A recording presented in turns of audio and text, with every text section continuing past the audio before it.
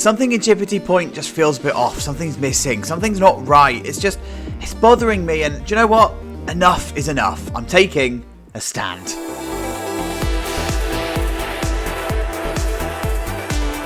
Well, guys, we made it to the 4th episode of the theme park that banned Thememaker's Toolkit items.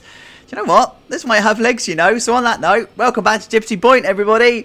You're probably expecting a spinning coaster this week, aren't you? Can't think why. Not like I spoiled it last week or anything. But surprise! I had a burst of inspiration for something else, and let's welcome the stand-up coaster into the park instead. I mean, whether it's B&M, Vanola, or Intamin, I'll let you guys fight this out. But this is the coaster that we're going to add because actually I quite liked it. So here we go.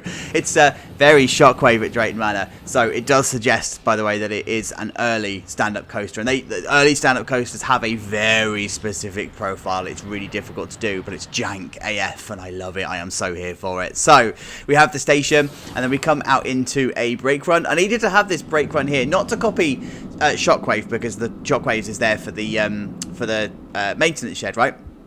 I needed it because I wanted an underpass here and I had no room for it, so it just fitted. It comes into the drop into the lift hill, which is very typical of early stand-ups. And the lift hill, I think, is 28 degrees. I would need to check. It's no more than 30 anyway. And then, yes, this one's got a pre-drop.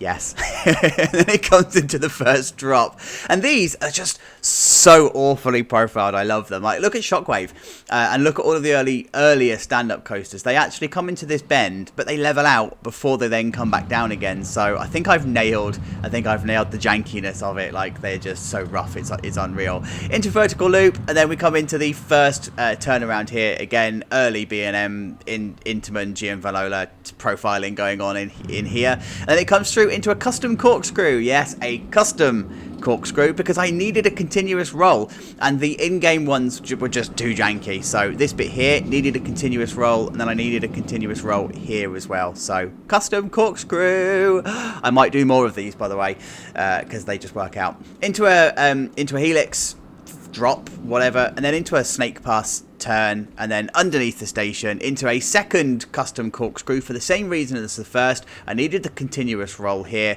and I needed the continuous roll particularly here, and then it comes into the final brake run and then around into here. Need to check whether they would be drive tires. I've put them in for now. It doesn't need them.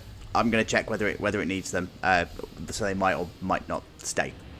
So that's the layout, but that's not all we're doing this week, because I did promise it's going to be quite a big area. So I have put in shops and stuff here, and we've got 3 rides that I need to kit out as well. 4 rides, in fact, because Chacho can't count. 4 rides that we need to kit out in this one. Style this week then is going to be Gothic or Viking, or a mix of the two. I'll probably better stop talking. I better just show you, hadn't I? See you in a minute.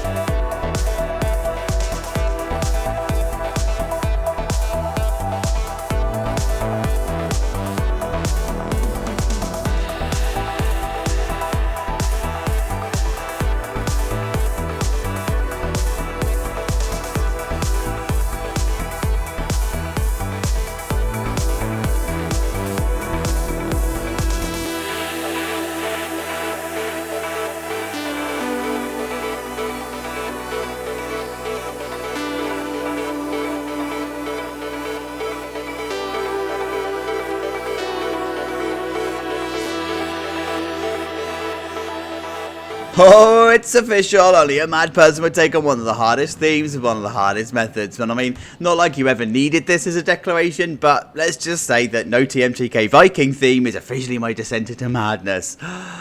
But it's not impossible. I mean, it's coming together quite nicely. However, you're probably sitting there thinking, Chacho, Why Viking? And that's a very good question. Thank you for asking. It's because I wanted to take all of these areas here, so the western area and the adventure area, and all of the materials and building techniques that it uses with all of its beams and pillars and all that sort of stuff, and then take it into what will be at the back here, which is going to be a pirate area. And the natural transition between all of that is Viking.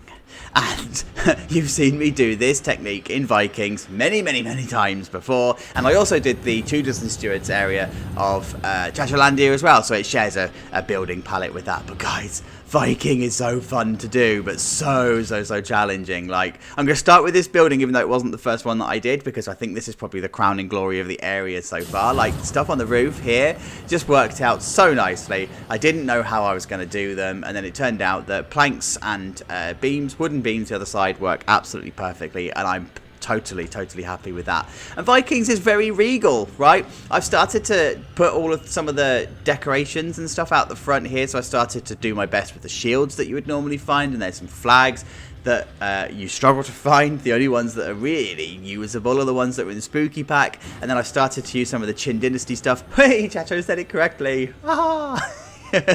Just to make it a little bit more regal. And then the western trims along here, just to, you know, it gives it a little bit of personality and a bit of character and a bit of colour. This roof could get in the sea. It could get in the sea and stay there, because it was quite difficult to do. But I've managed to pull it off quite nicely. I did have visions of this being a completely smooth surface and completely flush, but no, actually, you just can't do it. Not when you don't have the pieces to play with. This is the smallest piece, unless you're going to start using brackets and stuff, and then you have to trade off how you're going to do roof bits. And no, it was just easier to use the plank and then have it this way. But it's my fault for trying to make it look like an upturned boat. I could have just used the boat that comes with the pirate pack, but no, Chacho had to go one step further and just blow the budget on a roof. But I love it. Like, I'm actually quite pleased with how it turned out. It's got all of the classic stuff. It's got the diagonal bit here. It has the classic V shape there. Yeah, do you know what? I'm happy. I'm happy with it. And then, of course, this whole idea of mixing the Tudors and the Stuarts and the Vikings and stuff is just, it works. Like, all of these intricate beams and whatever, and yeah, it just works. Of course, none of the insides of the buildings here are done. Look at the mess in here. I don't want to do it. But that's the same all through this build. None of the internals are done because I wanted to focus on the outsides working. And I mean, on the other side looks pretty decent too, right? It's not a carbon copy of the other side. Like, they're not carbon copies of each other. They are fundamentally different, but it works. I mean, I'm happy with it. And then over in this building, this was the first one that I did. It's a different style, but it's still classically Viking, and I am absolutely loving it. Like, this technique along here, these are the crypt walls with planks that are then sunk down to colour in the gaps and whatever. It looks like a really decent roof trim. Actually, I bet that's probably the way that Frontier imagined we were going to use it, right? But it works. And then this stuff here, this was a complete accident, and I'm absolutely totally here for it. So these are just the haunted house planks. And then I turned it around and put it onto an angle, and then I made it pixel in perfect, and it turns out that works out really nicely as a ridge. And then when you add in the rest of the beams, it just gives you this really nice panel effect. So I thought, yeah, you'll stay, and copied them across. Happy days, job done. And then the Qin Dynasty stuff along here is all working quite nicely with the Baroque stuff. It gives that, again, that regal kind of effect. And then you just do loads of overhangs on your roof, and then you have to do the cross beams thing. I don't know what purpose they served, by the way. I haven't done any research into why the buildings are like they are. They are. At the back here, then, I started to do the maintenance area. I've always cussed out Frontier for not having half versions of the thick beams and full versions of the thin beams, right?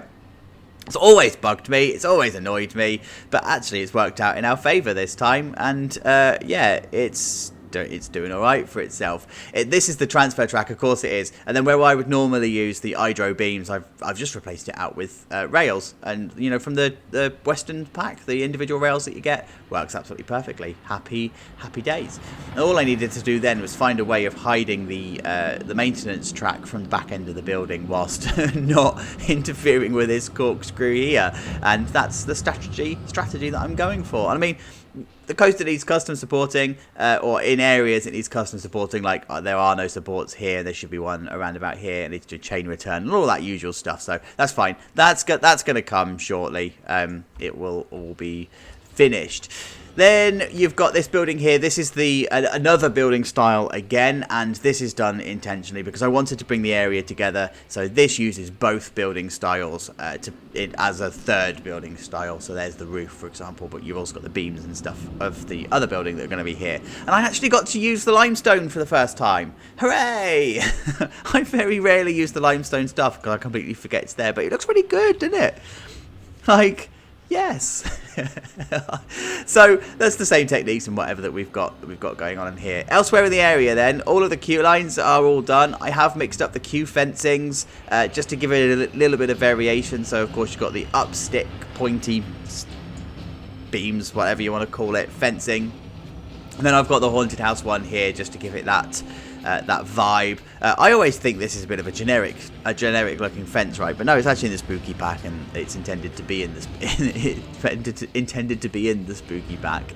And then you've got this one here. It's actually using the haunted house spooky pack stuff, as is our coaster as well. So I wanted to, like, again, it's that whole spiky Viking regally type thing. And then over this way we transitioned back into the westerny type area, so we're starting to use the western fences here. This queue line doesn't need to be any more than this. This is pretty much done and stuff. It's just, it needs a bit of westernizing, if you like. Wild westing, that's probably better. Wild westing. And then this bit here, we have a very awkward maintenance area that's living in this space. So I need to find a way of integrating all of this and make it feel like it should sit there. So that's why I've started to use the Windows as dirt method along here. And then the queue line, of course, cuts into here. The ride then sits there. But when you look at it from a distance, the path actually just creates one long continuous thing. Now, I'm not entirely happy now I've started to put all this down with this bit of a bottleneck that I've got going on here, but that kind of feels like this would be about right, that this would be one of the newer rides that has been added, and they sort of gone, you know, guys, we don't have room for this, so I'm just going to cut into the pathway that we had, because it does feel like this path would come around this way and would have come around this way, so you would have a much wider area. But because of the introduction of this coaster later on, you don't really have much room. I mean, maybe I could actually scoot all of this down. Oh yeah, maybe I might do that actually. Give it a bit more room. Alright. I think I've just given myself some more work that I should carry on with, because this is how it's looking from the top. I'm liking how this is coming together. You've just seen Chacho Brain in action. I'd see you in a minute.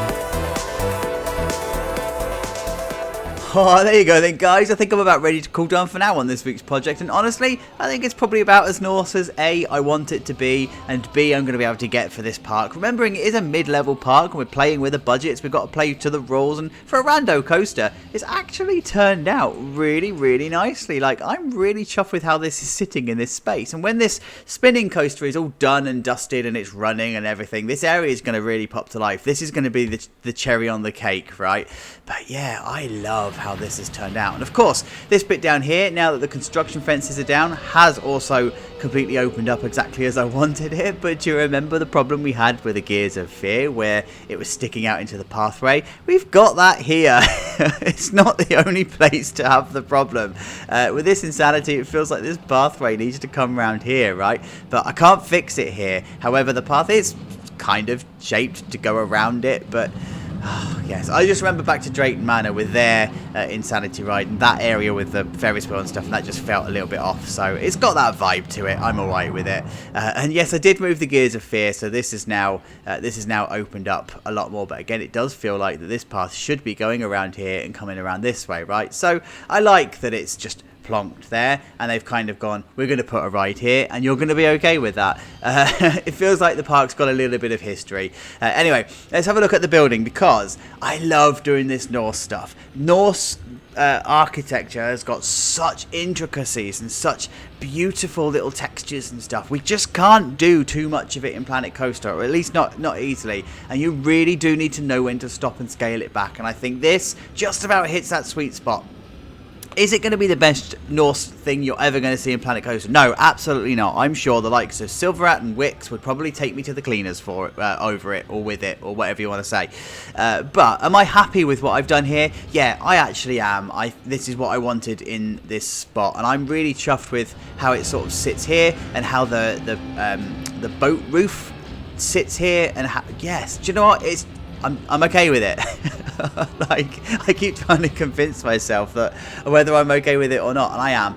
Inside here, I've kept this really simple. I didn't want this to be any more than this. I could have gone over the top with all the decorations and stuff, but no, this just needed to feel like it was something nice and simple and not much to see in there. Along with a gift shop as well, I did decide to do this completely custom. Like, I didn't want to copy it across from the other gift shop that I've gone like I normally do with all of my Thememaker's Toolkit stuff. This felt like it needed to be custom, but do I wish we had more stuff I could put on the walls? Yeah, I really do, but all of the stuff I was putting up was starting to make it feel Western or pirate, not Norse. So I was like, okay, this is the lesson I need to learn about stripping it back and keeping it simple. And then inside the toilets, I've just copied them across from the entrance, but actually they fit quite nicely in here. So you've seen this before. Here are all the stalls, here's all the sinks. That's all done, but it's ultimately our Norse toilet. And then carrying on the Norse theme, of course, you've got the stacking roofs that are sitting here. Again, another lesson in keeping it simple. I did have all of the detailing going on in here. I stripped it out. It was just too much. It was just overloading it. You really need to know and learn when to keep it simple.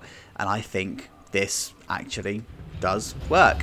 And then when you come back the other side here, knowing that it's not a carbon copy of the reverse side, this just absolutely helps because it's different. Like, and you know it's different because this bit here is different, and it's got differences going on with the textures on the walls, and there's no door and stuff up here, so you know it's different. Like, you recognize that, even though it looks the same and it looks familiar. Love it. Yes. Queue line here then, all you needed to do was put the cover in and then put the dirt down and then fill out the ride area with all the foliage and the usual stuff that you would normally find. I'm okay with that. I did have original plans of putting in some kind of flower bed and stuff here to like round this off, but do you know what? I don't think it needs it. I really don't. And in fact, in reality, if this coaster wasn't actually that busy in the future because of popularity, you could probably cut the queue line off here and actually make this all flower beds and pathways and stuff and make it a bit more flush. So maybe that would be the future that the park would go down. Given this coaster is probably aging by now, it's probably seen better days, so it's fine. We'll go for that. And then, of course, over here we've got our, whatever we call it, the Pathos 3 ride. It just needed some kitting out with the queue line, and I wanted this area to not be the pad. I really dislike the Planet Coaster pads. If Planet Coaster 2 is coming, then I hope to God they sort the pad stuff out, because all I've done here is I just put the dirt down and put some flowers down, and it just makes it feel different. It's got a different shape to it. It makes it feel like it's supposed to sit in that area, and that's where it's been for a long time. So that's very much what is needed. And then this photo unit down here, I love how this turned out. This was just a random building I just pulled together just to make the area feel safe. Like, I wanted it just to sit there, and actually it's come to life, like with the beams and the pillars and stuff all around here, and then the introduction of the chimney and whatever. It feels suitably Norse. It does, and you can hear in the background there's some music. I don't know how well you can hear it on the recording, but that's actually Gears of Fear music. I decided to use that rather than going onto the internet. I found the perfect track. Oh my god, it was the perfect track for the area. But when I published the video, it actually ended up being copyright claimed, and it meant I couldn't publish. So I ended up just going for the in-game one instead. So let's have a look at the coaster station then. So again, this turned out so nicely. I had to strip this right back. I had all sorts of stuff going on here. I had visions of there being dragons and all sorts on top of here, but you're just not going to get it with what I wanted with the style. So I just decided not to. But when you come inside here, again, I just wanted to keep it simple. I wanted to keep this idea of all of the beams and the pillars and stuff. There was that exposed wood and that exposed logging stuff. I don't have any shipping things in here, but yes, I like it anyway. Like, it's clean. That's what I like about it. It's clean. Again, if I had Thememaker's Toolkit, you'd probably be able to do a pretty decent job in here, right? This chandelier turned out so good. All it is, and I think you saw me build it in the time lapse, is this wall light that you just rotate many times, and then you just attach a couple of ropes to it, and there you go. You've got a chandelier. Looks really good. And these shields, I don't know if I've... Hang on, let me get the camera right. I don't know if I've done a decent enough job on them, but they do their job right. They sit there. That's what they're supposed to be. We'll take it. And then inside here, we have got our maintenance area. So we're happy with the maintenance area. That all works as it should do. I found the studio stuff, by the way. So all of the studio stuff, I completely forgot exists. It's perfect for backstage things. So I'm going to start using those in here too. But like, it just fits nicely. When you add in all of the overgrowth and whatever underneath here, it just comes to life. And yes, this coaster has some very near misses. Like, as far as near misses go, they're probably as close as you're going to get. But I have checked all of the clearances, and they are all good. And then inside the ride area, then I've done the custom supporting, so that's everything that I wanted to have. These supports, I think, are exclusive to this type of coaster and the way that they are shaped. Of course, you see them around. It's a perfectly valid supporting method for B&M for the future, but you tend to see these quite a lot on here. And then, of course, I put the chain return on the back here, and then just messed up the area a little bit so it's not so tidy and it's not so well kept and whatever. And yeah, there you go. There is the area from the top. Like, I am chuffed with how this has been. Let me know what you think about it in the comments below, please, guys. And again, it doesn't have a name, so you know what to do. Leave a name down below. I think next week we are going to do the spinning coaster. We should probably get that done. But for now, let's go for a ride on the stand-up coaster. Have a good week. I will see you next week. Take care, guys. Bye.